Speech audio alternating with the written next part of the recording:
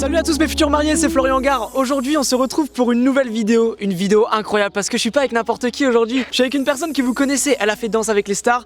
Mesdames et messieurs, Fovoto. Bonjour. Non, c'est une blague, c'est une blague. C'est pas Fovoto, c'est Tiffany. Tiffany, présente-toi. Donc moi c'est Tiffany, je suis photographe de mariage depuis 2 ans et demi. Ok, ça marche. Tu fais que du mariage? Je ne fais pas que du mariage, donc grossesse, naissance, famille. Et tous les mois j'organise aussi des mini-sessions à thème plus pour les enfants en bas âge. Alors du coup on reviendra sur ton parcours, sur qui tu es, ce que tu proposes, etc. un petit peu plus tard dans la vidéo. Surtout les amis, n'oubliez pas de cliquer sur le lien dans la description. Vous rentrez votre mail, c'est gratuit et vous pourrez retrouver le PDF qui résumera toute la vidéo et vous pourrez retrouver en exclusivité des conseils mariage gratuitement. Donc n'hésitez pas, vous cliquez sur le lien, vous rentrez votre mail et c'est parti. Du coup, on va rentrer un petit peu plus dans le vif du sujet, dans les questions que peuvent se poser les futurs mariés. Et puis après, on va voir une journée type d'un mariage avec une photographe. Ce que tu proposes, on va y aller chronologiquement. Donc du coup, comment ça se passe? Comment tu fonctionnes avec les mariés? Donc dans un premier temps, c'est eux qui me contactent pour que je puisse les rencontrer. Je me déplace jusqu'à leur domicile et puis on discute. Donc dans un premier temps, ils m'évoquent leur façon de voir les choses pour leur mariage et je leur montre aussi ma façon de travailler, les photos qui est possible de faire. D'accord, ok, ça marche. Du coup, là, on va rentrer vraiment dans le vif du sujet. On va y aller chronologiquement du début de la journée jusqu'à la soirée dansante. Je vais me mettre comme d'hab dans la peau d'un futur marié. En plus, j'ai la petite fleur et tout, donc ça le fait vraiment. Du coup, on commence en premier par les préparatifs de la mariée, le maquillage, la coiffure. Toi, t'es présent pendant ce moment-là? T'arrives direct? J'aime bien tout ce qui est naturel, donc je prends vraiment tout ce qui va se passer autour. En général, il y a la famille proche qui est présente. Donc on a les enfants, les parents de la mariée, on a les témoins. Donc le but, c'est vraiment de capturer tous les moments et que quand les mariés revoient les photos, ils puissent aussi voir ce qu'ils ont pu rater au fil de la journée. D'accord, ok, ça marche. Ouais, il y a vraiment les coulisses en fait. Tu prends photo les backstage. Tout à fait. Ok, ça marche. Ensuite, il y a les préparatifs du marié. Toi, t'es présente aussi à ce moment-là? Tout à fait. Il y a pas mal de photographes qui vont pas forcément aller chez le marié, mais moi je le propose. Comme je leur dis, à partir du moment où au niveau de leur planning ça passe, j'ai le temps d'aller voir le marié, je le fais.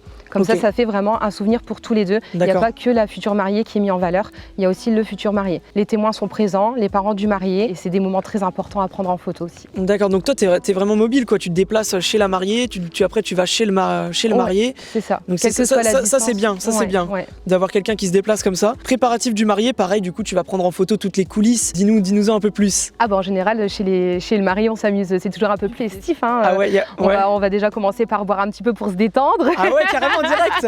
Il y a le maître de shooter vodka qui est présent là. Les shooters de vodka peut-être pas, mais oui ça arrive. Un peu plus tard. Mais oui, puis après il y a les témoins qui viennent, ça arrive qu'ils soient déguisés pour mettre un peu d'ambiance et détendre l'atmosphère. Ouais. Donc il y a aussi les moments où les témoins vont aider le marié à s'habiller. Il va mettre sa montre, il va mettre la petite boutonnière. Ça c'est des moments. Le petit nœud pape. Le petit nœud pape, exactement. Ok, ça marche. Ensuite, troisième point, un point vraiment important, l'enfilage de la robe de la mariée. Ça se fait un petit peu plus tard dans la matinée du coup. Tout à fait. En fait, en général, il y a une coupure entre deux. Le temps que je vais chez le marié, la future mariée, elle patiente un petit peu. Et puis quand je reviens, les témoins arrivent. Et là, la mariée peut enfiler la robe. Et du coup, c'est pareil, hein, c'est des photos qu'on fait également. Les petits boutons dans le dos, enfin tout ce genre de détails. Ouais. Comme pour le marié, avec les bijoux, les boucles d'oreilles, le parfum. Et puis aussi, ce que j'aime faire, c'est photographier tous les petits détails avec le bouquet, les chaussures. C'est des choses qui sont trop bien à voir après le mariage, quoi. C'est vrai que les petits détails comme ça, c'est top. C'est ça, lorsque les gens ont sous la main, c'est ce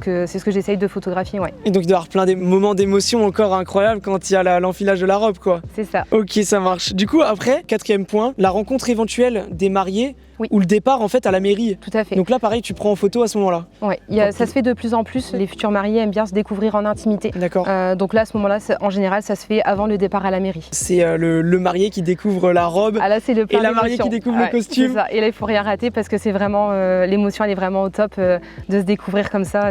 T'as pas intérêt à oublier tes batteries pour faire les photos non, là. C'est sûr. Ensuite il y a la mairie. Mairie pareil, des photos. Tout à fait. Donc l'arrivée de la mariée au bras de son père, le futur marié au bras de sa maman aussi. Parfois, c'est d'autres personnes qui prennent la place. Au niveau des échanges de vœux, les échanges des alliances, le bisou à ne pas manquer aussi. Ah ouais, là, le bisou.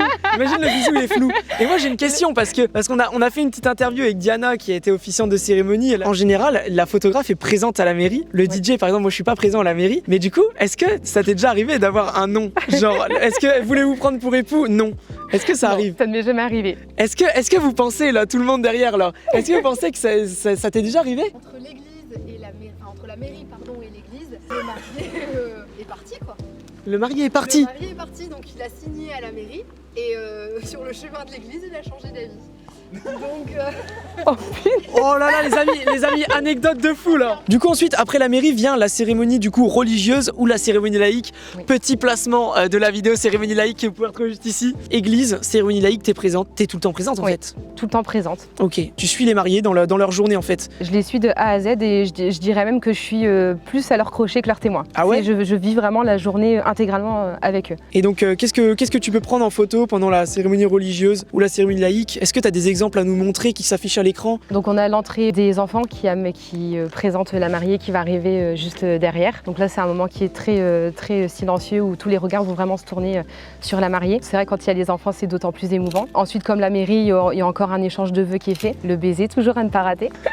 Et ensuite en sortant de l'église ou à la sortie à la fin de la cérémonie laïque il y a toujours un jet. Alors ça peut être les jets de lavande ou alors les bulles, les pétales. Les pétales de Ouais. rose, ouais, beaucoup aussi. Hein. Autant d'alternatives. Ouais. Ok, ouais, les photos sont trop belles. On a l'image des photos, de toute façon elles s'afficheront à l'écran. Ensuite il y a le départ du cortège, les gens vont au domaine par exemple ou dans leur lieu de réception pour le vin d'honneur. Et en même temps que le vin d'honneur, généralement ils en profitent pour faire les photos. Alors en général quand on arrive ils relâchent la pression, ils vont boire une coupe, ils vont saluer un petit peu les invités. On va dire qu'au milieu du vin d'honneur on va s'éclipser pour faire les photos de couple. Ou alors avec les photos avec les témoins, etc. Tout Avec ça, les quoi. témoins, etc. C'est pareil, en général, ils prévoient un petit décor pour les photos. Et du coup, c'est aussi les photos qu'on va faire de la famille, que ce soit avec ou sans les mariés. Les gens profitent aussi d'avoir des belles photos Ouais.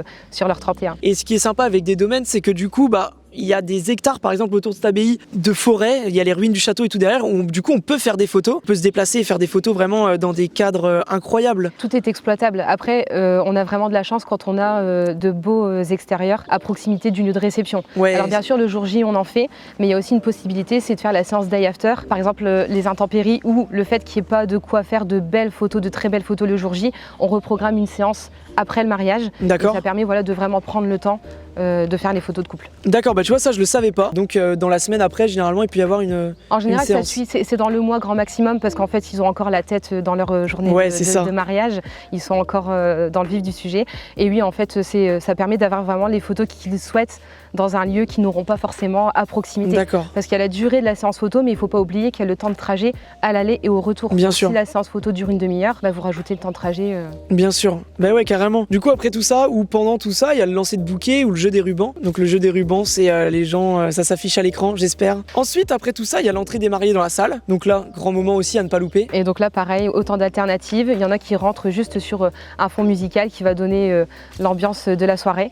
Ou alors, pareil, il y a les petites étincelles, les bâtons lumineux. Enfin, il y a vraiment pas mal de choses aussi à faire pour l'entrée des mariés. Donc ensuite, point suivant, pendant le repas. Donc du coup, tu fais des photos de quoi? Alors, il y a des animations en général. On va avoir aussi la jarretière, donc qui n'était plus trop d'actualité, mais qui revient sous différentes formes. Ok. Là aussi, on peut avoir juste une sorte de tombola et celui qui a le numéro du cadenas va pouvoir ouvrir la cage et récupérer la jarretière. D'accord. Il y a vraiment pas mal d'animations. Donc après, il peut y avoir aussi des diapos, des discours surprises, des diaporamas, des surprises des témoins, des animations, des jeux, etc. Oui. Donc là, toi, tu es présente pour prendre tous ces moments qui sont au final des moments d'émotion encore qu'on pourra retrouver après post-mariage. C'est ça. Tout là, Des t'es là moments pour aussi capturer tout ça. Qui montrent l'animation et le fait que c'était assez festif. D'accord, ok, ça marche. Donc après tout ça, qui précède le gâteau et la soirée dansante, il y a bien sûr l'ouverture de bal. Là, t'as pas intérêt à te louper non plus, là, t'as la pression. Hein.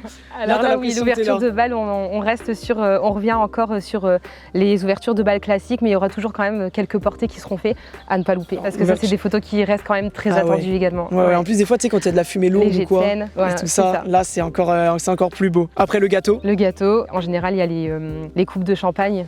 ouais, la fontaine. La fontaine. La fontaine. C'est ça. Et puis avec les étincelles, la musique, etc.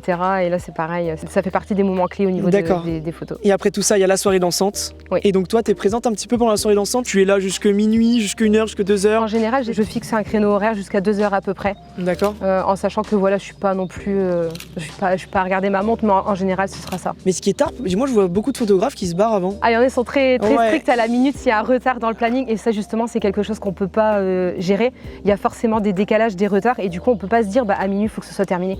Ouais. Il y a toujours de la place pour de l'imprévu. Et l'imprévu, il y en aura toujours. C'est ça, exactement. Quelques questions qui reviennent le plus auprès des futurs mariés, ça va être sous quel délai tu remets les photos et sous quel format? Alors en général, il faut compter 1 mois à 1 mois et demi pour la remise des photos.